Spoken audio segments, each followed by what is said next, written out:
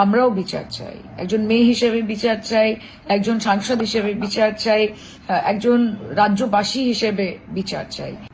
নমস্কার। আজকে আপনারা প্রত্যেকে দেখেছেন যে সারাদিন ব্যাপী ছাত্র সমাজের বেগ ধরে এই ভারতীয় জনতা পার্টি এবং তাদের কিছু পলিটিক্যাল ফ্রিঞ্জ এলিমেন্ট, তাদের কিছু শাখা সংগঠন, তারা শান্ত বাংলাকে অশান্ত করার চেষ্টা করেছে। And they have try to cause severe breach in law and order of the state.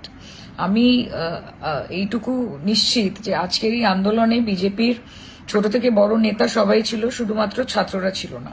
And they have continuously try to instigate and provoke the police administration. তাদের ওপর পাথর ছুঁড়ে, তাদের ওপর চড়াও হয়ে, কিন্তু পুলিশ অত্যন্ত ঠান্ডা মাথায় আজকের গোটা সিচুয়েশনটাকে হ্যান্ডেল করেছে। আগামীকাল এই বিজেপি তারা they are not satisfied with today, এবং তারা আবার একটা বন্ধ ডেকেছে। দেখুন, যে কোনো আন্দোলনের একটা গরিমা হয়। আজকে মমতা বন্দ্যোপাধ্যায় নিজে আন্দোলন থেকে উঠে এসেছেন।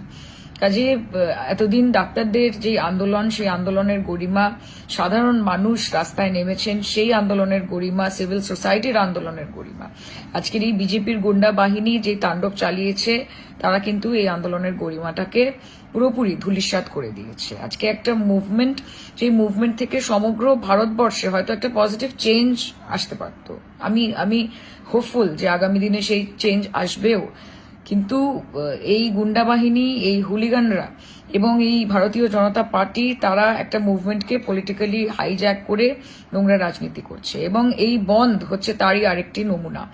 আমি আমার লোকসভা, যাদবপুর লোকসভা কেন্দ্রের সকল মানুষ তথা পশ্চিমবঙ্গের সকল মানুষকে এটা অনুরোধ করব যে আগামী দিন অফিসিয়ালি সবকিছু খোলা থাকবে, স্কুল, কলেজ, বাজার, দোকান, যানবাহন, সবকিছু। আপনারা একটি স্বাভাবিক দিনের মতোই আগামী কালটা কাটাবেন। আপনারা ভয় পাবেন না। কোনো রকমের ঝামেলা হলে, কোনো রকমের অসুবিধে হলে পুলিশ প্রশাসন তারা আপনাকে সুরক্ষিত রাখতে দায়বদ্ধ, এবং তারা তাদের কাজ করবে। কিন্তু আপনারা কিন্তু বিজেপির এই ফাঁদে, এই প্ররোচনায় আপনারা পা দেবেন না। এরা বাংলাকে বিকৃতভাবে সমগ্র ভারতবর্ষের কাছে দেখাতে চাইছে। এটা একটা অত্যন্ত কঠিন সময়, আমাদেরকে ঐক্যবদ্ধভাবে লড়াই করতে হবে। এবং আমি আপনাদেরকে এটুকু আশ্বাস দিতে চাই, এবং আমি আপনাদেরকে এটুকু বলতে চাই যে সেই বিচারটা শুধুমাত্র বাংলার জন্য নয়, সেটা গোটা ভারতবর্ষের জন্য। আমরা নির্ভয়ারও বিচার চাই, আমরা অভয়ারও বিচার চাই, আমরা মণিপুরের বিচার চাই, আমরা বদলাপুরেরও বিচার চাই। আমরা উন্নাও, হাথরাস থেকে শুরু করে আজকে হরিয়ানা, মধ্যপ্রদেশ, আসাম, এরকম রাজ্যে যে একের পর এক মহিলাদের ওপর অত্যাচারের ঘটনা ঘটে চলেছে, তার বিচার চাই।